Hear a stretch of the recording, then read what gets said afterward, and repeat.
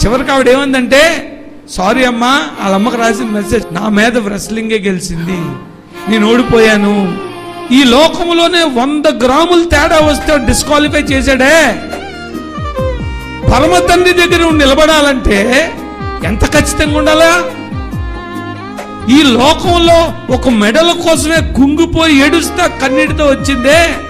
రేపొద్దున నీ శ్రమంతా వృధా అయిపోయి ఆ 100 గ్రాములు నువ్వు పర్ఫెక్షన్ లేకపోతే ఈ లోకంలో నేను డిస్క్వాలిఫై చేస్తే పరమ తండ్రి పరిశుద్ధుడు నిన్ను ఒప్పుకుంటాడు అనుకుంటున్నావా?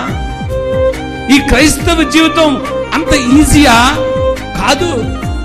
మనం మటుకు దేని గురించి చూసుకోవాలంటే ప్రతి నిమిషము మన జీవితాల్లో కరెక్షన్స్ చూసుకోవాలి.